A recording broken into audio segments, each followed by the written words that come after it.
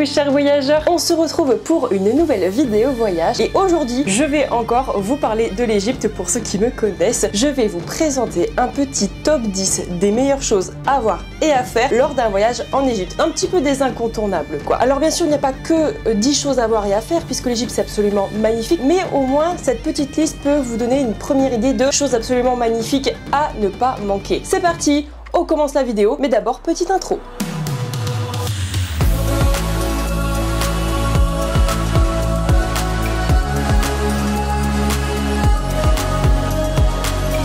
Avant toute chose, petit disclaimer, sachez que ce top 10 est assez personnel, basé sur ma propre expérience de voyageuse. Il y a énormément de choses à voir et à faire en Égypte qui méritent toute leur place dans ce classement. Ne prenez pas cela à la lettre, c'est simplement pour vous donner des indications et des conseils. Si par exemple vous hésitez dans la construction de votre itinéraire, là vous pourrez peut-être changer ou ajouter des choses, mais sachez que on ne s'arrête pas à ça, il y a beaucoup de choses à voir. Pour ceux qui ont voyagé en Égypte, vous ne serez peut-être pas d'accord, mais sachez que c'est juste personnel et que si vous avez des recommandations, eh bien on peut en discuter en commentaire. Et si vous êtes nouveau sur cette chaîne, que vous êtes un peu tombé par hasard sur cette vidéo, sachez que j'ai sorti une série de vidéos complètes sur l'Égypte avec un vlog par destination. Donc par exemple un vlog sur Luxor, un vlog sur Abu Simbel, sur Siwa, sur le Caire, enfin bref on a vraiment de tout. Et on a aussi un guide voyage complet. Ici ce n'est pas un guide voyage, je ne vais pas donc rentrer dans les détails des conseils parce que j'ai déjà fait tout ça dans la vidéo. Vous aurez les liens dans la barre d'infos, n'hésitez pas à aller voir cette liste de vidéos parce qu'honnêtement j'ai tout filmé, enfin du moins j'ai essayé de faire le max et je pense que vous aurez déjà pas mal d'infos qui vont vous aider. Et j'ai aussi tout mis dans mon blog voyage, le lien également dans la barre d'infos, sinon le lien c'est l'éléphant voyageur tout simplement. Allez c'est bon, on a fait les petites présentations, les petits disclaimers machin, on peut rentrer dans le vif du sujet. Commençons donc par le numéro 10. Ah bah oui, je vais pas présenter le numéro 1 d'entrée sinon c'est un peu foutu. Et justement je vais commencer fort avec la mosquée de Mohamed Ali. Il s'agit d'une superbe mosquée située dans la forteresse du Saladin ou Saladin au sommet du mont Makatam sur le Caire. Pourquoi cette mosquée porte-t-elle ce nom? Tout simplement parce que sa construction a été demandée par le vice-roi Mohamed Ali lui-même en 1830 et selon certaines sources, attention certaines le mentionnent, d'autres pas, il s'agirait avant tout d'un projet personnel qui avait pour but d'honorer la mémoire de son fils décédé quelques années auparavant en 1816. Et c'est d'ailleurs dans cette mosquée que repose aujourd'hui l'ancien vice-roi d'Égypte. Personnellement, ce que je retiens de cette mosquée, c'est son architecture qui était absolument magnifique. Déjà d'extérieur, elle est complètement massive. Elle nous évoque quelque peu la structure et l'architecture des mosquées que l'on peut retrouver en Turquie par exemple, mais aussi à l'intérieur, lorsque vous passez la cour principale, vous avez un dôme magnifique, une coupole principale dans le hall des prières qui est entouré de 4 autres coupoles et elles sont toutes richement décorées, c'est absolument magnifique. Franchement moi je trouve que c'est un must. Mais le must surtout de cette mosquée à ne pas manquer, elle a une vue absolument dingue sur la ville du Caire. Au bout de sa cour vous avez une terrasse qui offre une vue magnifique. Franchement prenez le temps d'y aller parce que ça vaut le coup, c'est juste superbe. Et ça donne une autre image du Caire qui est souvent négative. Là on peut se rendre compte un petit peu de l'étendue de cette ville et de l'architecture de toute cette petite maison. Alors par contre pour les prix je suis pas à l'aise de vous les partager ici parce qu'apparemment il se trouve que par rapport à la date où je suis allée, les prix auraient vraiment augmenté. Je vous mets donc le prix que j'ai payé moi donc lors de ma visite, mais attention apparemment ce serait peut-être plus le cas, à vérifier quand même sur internet.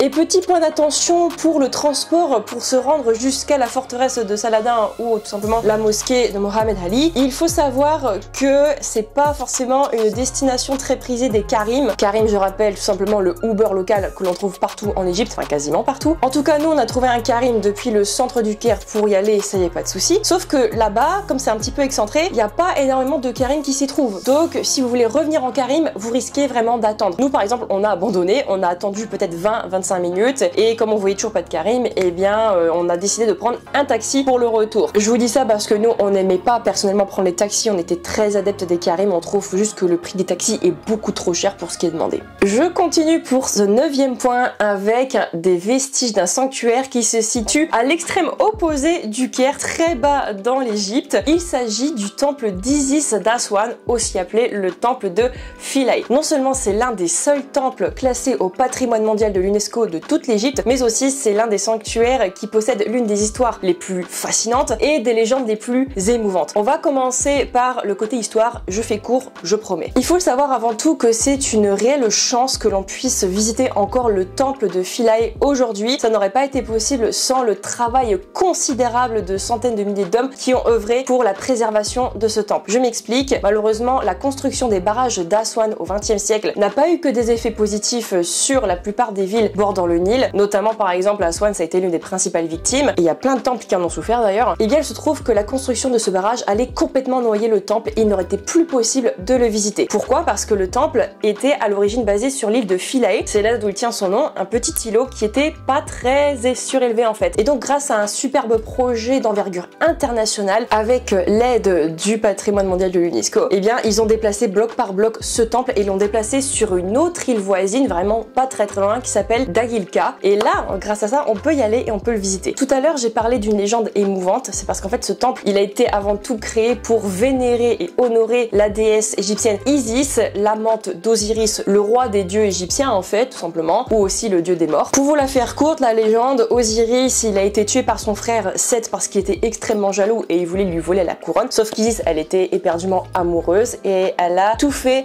pour sauver son mari, qui était aussi son frère au passage. Ce qui s'est passé, c'est que son frère l'a découpé en morceaux et il a répandu ces morceaux dans le Nil, c'est très sexy. Et Isis, elle s'est démenée pour récupérer tous ces morceaux et les recoller ensemble pour permettre à Osiris de revoir le jour, ou du moins de passer du côté de l'au-delà. Et il manquait une pièce à ce corps qui a été très galère à retrouver et qui apparemment a été retrouvée sur l'île de Philae.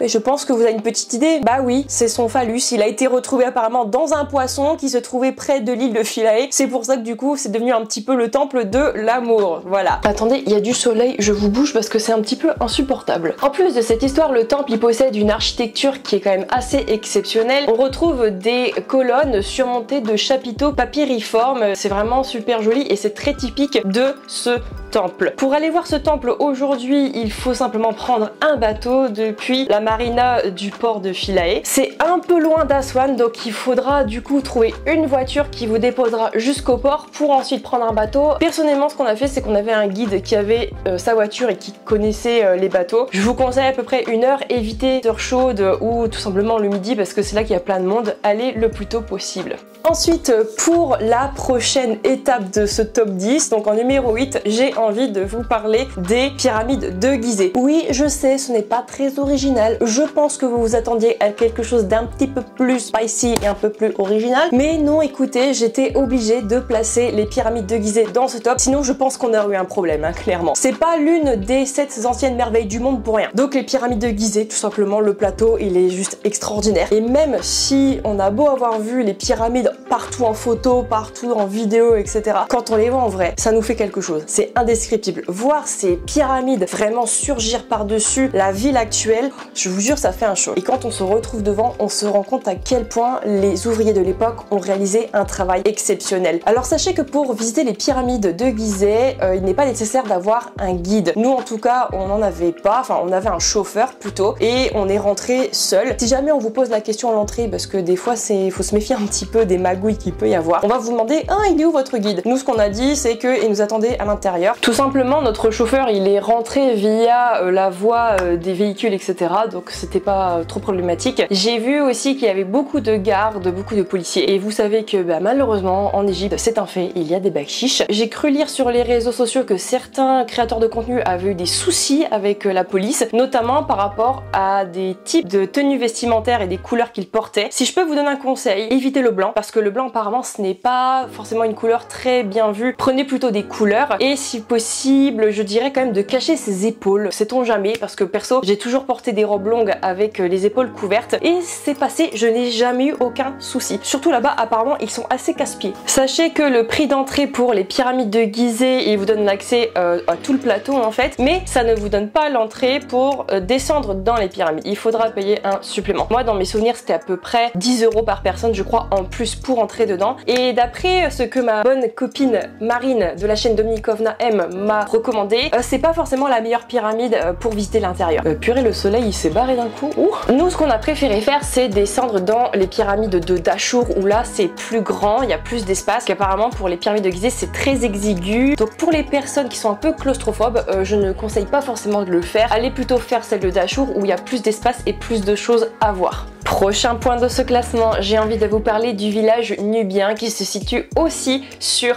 Aswan. J'ai vraiment adoré ce village, il est accessible par bateau forcément puisqu'il est situé de l'autre côté du Nil, sur la rive ouest. La ville principale d'Aswan elle est sur l'est, là il faudra traverser pour pouvoir y accéder. Sachez qu'il y a des bateaux sur l'embarcadère principal d'Aswan, donc ça pose pas trop de soucis pour y aller. Et nous en fait on est allé, je dirais sur l'heure du midi quand il y avait personne et c'était super cool parce que les ruelles elles étaient quasiment pour nous. Et ce que j'ai particulièrement apprécié c'est de découvrir la culture nubienne tout simplement. On a été accueillis par une famille nubienne qui nous a préparé un repas typique et c'était super bon, on a bu un thé. J'ai même fait du henné là-bas qui est la spécialité de local apparemment des environs de Aswan. Je pense aussi que ça fait partie des coutumes de la culture nubienne et franchement c'était juste trop bien, on a super bien parlé, on a très bien échangé. Les maisons nubiennes elles sont super colorées, c'est magnifique. Si vous souhaitez voir autre chose, un autre visage de l'Égypte qui se détache un petit peu finalement de ce qu'on peut avoir l'habitude de voir comme par exemple temple antique etc. Là on découvre une toute autre culture africaine qui je trouve est très fascinante. Ça aussi il fallait que je le place dans ce classement, c'était pas possible sinon je pense que je me serais fait taper dessus. J'ai envie de parler en prochain point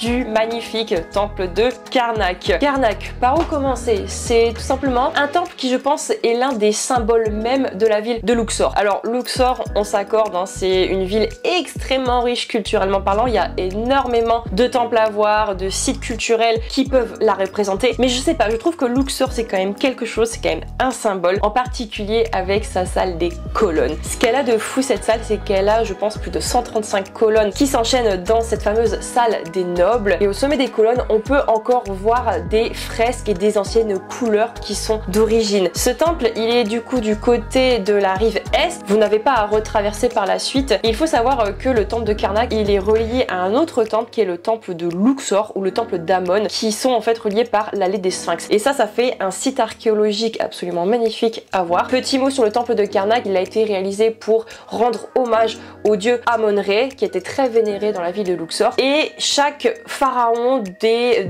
17, 18, 19e dynastie ont un petit peu ajouté leur pierre à l'édifice, ce qui fait qu'en fait on a plusieurs structures qui s'enchaînent dans le temple. Il est juste énorme, il y a plein de choses à voir. Je vous conseille vraiment d'y aller au matin quand il y a personne parce que sinon ce temple il est pris d'assaut. Et si vous voulez profiter de la quiétude des lieux, notamment dans la salle des colonnes, franchement s'il vous plaît allez dès l'ouverture qui je pense est vers 7h du matin si je me trompe pas. Mais vraiment évitez les heures chaudes. 9h c'est mort, clairement après 9h c'est foutu, il y a trop de monde. Ou à la limite peut-être vers midi quand il fait bien chaud, quand on a bien 40 degrés à mon avis il n'y a pas de touristes. Mais sachez qu'en tout cas il ferme assez tôt l'après-midi, donc après c'est un peu foutu. Une autre expérience qui est absolument magique que je recommande à toutes et à tous de faire quand vous êtes en Égypte, surtout si vous avez la chance d'aller sur les bords du Nil, c'est de naviguer en felouk. Les felouks ce sont ces bateaux traditionnels égyptiens qui je trouve sortent tout droit de notre imaginaire et qui nous font voyager dans le temps. C'est super joli, surtout lorsqu'on voit le paysage du Nil derrière qui se profile avec le contraste de la verdure, les montagnes sableuses, enfin bref moi je trouve ça absolument magnifique. Vous avez plusieurs options pour naviguer en felouk, vous pouvez le faire aussi bien sur Luxor que sur Aswan. Sur Aswan il y a des parties qui sont très verdoyantes donc c'est plus joli à mon sens. Nous par contre on l'a fait sur Luxor parce qu'en fait on n'avait pas le choix d'un point de vue timing et notre guide en fait l'a pris en charge et franchement c'était juste super beau. On a demandé à naviguer sur le Nil pendant le coucher du soleil, c'était super beau, je vous jure, il y avait les couleurs, enfin vraiment j'ai des super souvenirs. L'équipage était super sympa et à un moment lorsque le bateau s'est arrêté on pouvait marcher dans le Nil. C'est assez perturbant parce qu'on a l'image des crocodiles du Nil sauf qu'il n'y en a pas à Luxor, enfin je vous rassure, et il y avait un repas compris dans ce voyage, donc on a pu déguster un plat typiquement égyptien à bord de cette felouk, c'était très bon. Sachez qu'il faut compter à peu près je dirais 30 € par personne pour à peu près 2-2h30 je veux dire de navigation. Soit vous trouvez par vous-même, il y a plein de felouks sur les bords du Nil et vous allez voir les propriétaires et vous demandez si ils peuvent faire des sorties felouk pour vous, ou alors si vous avez un guide, eh bien je vous conseille de lui demander parce que souvent ils ont des filons qui sont souvent moins chers et plus intéressants. Là je vous parle d'une autre expérience qui pour moi était un must, je veux dire, de ce voyage en Égypte. J'en avais les larmes aux yeux, je pense même que j'ai pleuré mais je suis pas certaine. C'était tout simplement le vol en montgolfière au-dessus de la rive ouest de Luxor. Je pense que ça c'est vraiment un truc aussi à pas faire. Si vous avez l'occasion de prendre de la hauteur et d'aller dans ces super montgolfières au petit matin et voir tous ces temples qui s'étendent devant vous, c'est un spectacle qui n'est égalé ailleurs. Alors oui, il faut se lever tôt parce que tout simplement le soleil se lève très tôt en Égypte, donc surtout pour nous c'était fin mai début juin, donc 3h30 j'étais debout et c'était magnifique. On a eu à peu près 45 minutes de vol et avec notre agence, la société que j'ai choisie, nous étions les seuls à survoler la vallée des rois, parce que oui, toutes les sociétés ne vont pas au-delà de la montagne, c'est-à-dire qu'elles restent plutôt au-dessus du temple d'Hatshepsut. Nous, ils ont osé frôler la montagne au-dessus pour passer au-dessus et aller voir la vallée des rois, et on avait vu la vallée des reines. Et ça, je vous jure, quand vous avez le soleil qui se lève, qui offre ses couleurs matinales sur les temples, les tombes et aussi les reliefs des collines, c'était incroyable, vraiment, je vous le jure. Par contre, c'est vrai que si vous avez le vertige, je pense qu'il faut quand même s'accrocher. Certains disent ouais non, ça fait rien, t'inquiète pas, même si tu as le vertige tu peux le faire. Je ne suis pas certaine, honnêtement. Je vous dirais de faire attention parce que nous on est allé quand même très haut. Moi je m'en fous, j'ai pas le vertige, mais par exemple mon copain ne l'a pas fait et je pense qu'il en est mieux ainsi. Honnêtement, si vous pouvez le faire, je vous dis, c'est juste magnifique, j'ai adoré. La société que j'ai choisie s'appelle Magic Horizons, c'est l'une des meilleures clairement sur Luxor. Le conducteur de la montgolfière était super cool, il avait de l'humour et franchement il savait où nous indiquer, que nous expliquer. On restait pas comme ça juste à regarder sans rien comprendre, et à chaque fois il nous faisait orienter sur différents points de vue, donc vous tournez. Par contre je vous le dis, vous serez un peu beaucoup nombreux et nombreuses dans la plateforme, donc ne vous attendez pas à être seul dans une montgolfière. Ça c'est aussi pris d'assaut, mais bon, je veux dire, c'est à faire, c'est clairement à faire. Et sachez que si vous avez un guide, ça reste entre vous et moi, mais le prix est plus intéressant que si vous allez contacter directement l'agence. Et oui, on arrive déjà dans le top 3, ça devient sérieux. C'était déjà sérieux avant, mais là, on monte d'un cran quand même. En numéro 3, je suis obligée de vous parler de Abu Simbel. Les temples d'Abu Simbel, idem, on est sur une histoire qui est absolument dingue. Aujourd'hui, il aurait été impossible de les visiter sans pareil le grand travail du gouvernement et de toutes les institutions internationales qui ont œuvré pour sa préservation. Il faut savoir que la position d'origine d'Abu Simbel, elle était très profonde en fait dans le lac Nasser. Aujourd'hui, c'est complètement recouvert. C'est-à-dire qu'aujourd'hui, le temple aurait été carrément sous l'eau, je pense à peu près à 60 mètres en dessous de sa position actuelle. Pour éviter ça, il a aussi été découpé bloc par bloc et déplacé plus haut pour pouvoir être encore visité aujourd'hui. Et franchement, c'est l'un des temples les plus waouh que j'ai pu voir. Alors c'est pas mon préféré il arrive tout de suite, mais franchement j'ai trouvé que de voir ces façades immenses de Ramsès II qui sont là devant vous, creusées dans la pierre, et lorsqu'on rentre, on voit des fresques qui sont quand même super bien préservées. Je trouve que c'est quand même une prouesse architecturale exceptionnelle. Ils ont vraiment galéré, je pense, à faire tout ça à l'époque. Et je vous invite vraiment à vous renseigner sur le projet de déplacement d'Abu Simbel. Notamment, en fait, dans certains musées, on peut voir des photos de l'époque où ils ont déplacé les blocs immenses d'Abu Simbel. Enfin, ça devait être un travail titanesque pour ne pas tout casser. Franchement, je sais pas comment ils ont fait et comment ils se sont motivés, mais chapeau à eux. Et donc, il y a deux temples à visiter dans ce plateau. Il y a le temple de Ramsès II, qui est le plus grand, et à côté, vous avez le temple de Néfertari. Pas Néfertiti, s'il vous plaît, arrêtez de confondre Néfertari et Néfertiti. Néfertari, c'était la femme de Ramsès II, ou plutôt son amante préférée. Néfertiti, elle, ça n'a rien à voir, c'était la femme d'Amon. Donc non, c'est pas la même époque, hein. C'est l'un des seuls temples en Égypte que l'on a retrouvé qui a été offert par son roi en amour. À l'époque, c'était fort quand même, hein, de créer un temple pour sa bien-aimée. Alors je peux comprendre que la route peut en décourager plus d'un et plus d'une, parce qu'en effet, c'est à peu près 3 heures de route. Cependant, moi je trouve que ça vaut le coup et vous pouvez faire ça sur une journée. Par exemple, vous partez tôt le matin, vous visitez ça dans la matinée et vous revenez à l'après-midi. Vous avez l'après-midi pour vous reposer. Faut pas oublier le travail gigantesque qui a été fait derrière pour préserver ce type de temple, et il faut soutenir ça en fait. Le but d'un voyage, c'est aussi d'accepter de faire la route, d'accepter de s'aventurer loin pour pouvoir voir des choses merveilleuses, même si je peux comprendre aussi que la région fait un peu peur, mais sachez qu'elle est sous le contrôle des militaires égyptiens qui font tout pour que les touristes s'y sentent en sécurité. Nous on n'a pas eu de soucis. Il faut plus y aller en convoi en plus. Nous on est allé avec un guide dans sa voiture privée et franchement c'était ok. Et puis les paysages à voir sont pas trop mal, même si c'est loin, je vous dis. Moi je vous dis franchement, prenez le temps de le faire. Il est là mon temple favori favori de toute l'Égypte, c'est le numéro 2. Et je pense qu'honnêtement, il n'y en a pas beaucoup qui ont entendu parler de ce temple. Ce temple, il s'agit de Medinet Habu. Medinet Habu, c'est un temple qui a été surtout construit sous le règne de Ramsès III, si je ne me trompe pas. Ou du moins, il a été pimpé à fond sous Ramsès III parce qu'il a des petites particularités architecturales qu'on ne trouve nulle part ailleurs. Moi, ce que j'ai adoré dans Medinet Habu, c'est à quel point les couleurs ont été préservées. Je vous jure, vous levez les yeux au ciel, même pas trop haut en fait sur les colonnes, vous avez des fresques colorées, mais c'est juste super beau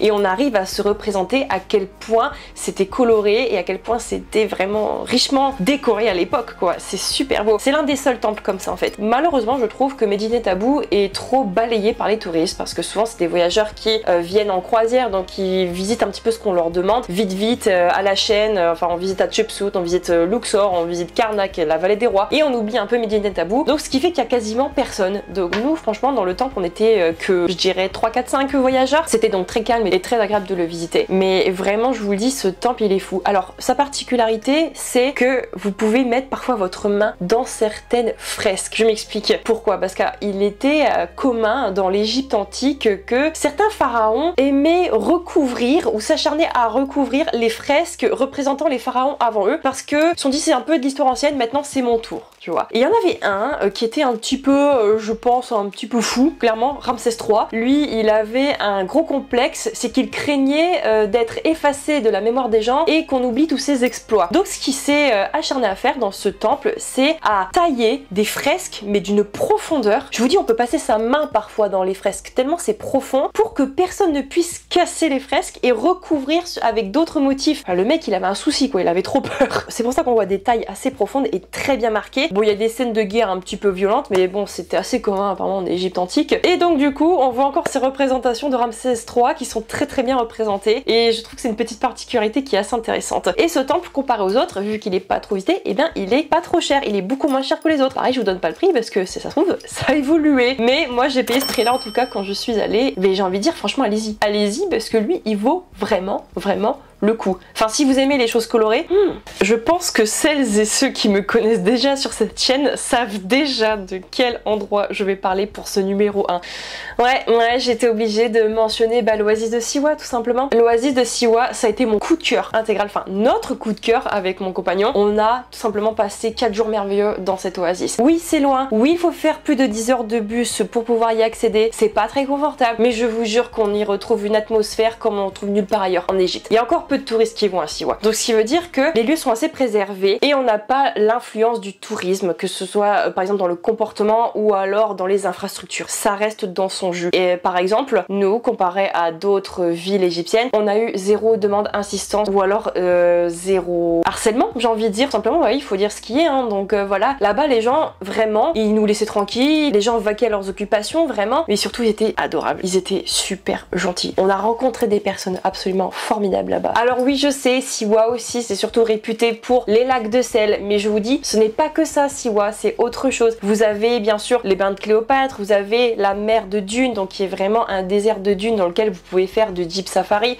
mais vous avez aussi le temple d'Alexandre le Grand, et ce que j'ai adoré aussi, c'est la forteresse Old Chali. Ouais, je sais, ça fait un peu beaucoup tout ça listé dans ce top, mais ce que je peux vous recommander, c'est d'aller voir mon vlog que j'ai fait sur Siwa, très complet de tout ce qu'on a fait en 3 jours. On a pris un jour pour se reposer. J'ai eu un très bon guide sur place qui s'appelle Mohamed. J'ai ses coordonnées si vous voulez dans la barre d'infos. Il est top, il vous fait un petit peu des formules en fonction de ce que vous voulez voir, et il connaît, c'est un enfant du pays. On a été touché par Siwa, on a été touché par les habitants, par ce qu'ils proposaient, par les paysages et par la quiétude des lieux. Si vraiment vous avez le temps de le faire, que vous voulez prendre votre temps en Égypte, que vous voulez pas courir, je vous conseille sincèrement de faire Siwa, vous ne regretterez pas. Enfin, moi perso j'ai adoré Siwa. Et bien voilà, j'espère que ce petit top 10 de choses à voir et à faire en Égypte vous aura plu. Sachez qu'il y a aussi énormément d'autres choses que j'aurais voulu mentionner. J'aurais voulu parler du musée égyptien, de la vallée des rois, du temple Hatshepsut, de Khan el-Halali au Caire. Enfin bref, il y avait plein de choses qu'on a vues, qu'on a adoré en Égypte. Mais voilà, je pense que c'est ce que j'ai préféré en tout cas visiter ou faire là-bas. Et si vous par exemple vous avez vu d'autres choses qui n'ont pas été mentionnées et que vous pensez peuvent être mentionnées, n'hésitez pas à les mettre en commentaire, ça peut aussi donner d'autres idées à d'autres voyageurs et voyageuses. Mais en tout tout cas, j'espère que cette liste vous aura aidé pour la planification de votre voyage. On va s'arrêter ici. N'hésitez pas aussi à me suivre sur mes réseaux sociaux, notamment sur TikTok ou sur Instagram. Je suis particulièrement active et je vous partage aussi mes voyages en direct parce que là, les vidéos YouTube, elles sont toujours un peu décalées par rapport au voyage. Et vous savez que je voyage souvent quand même. Sur ce, on se retrouve pour un nouveau vlog ou pour un nouveau guide voyage. Tchuss!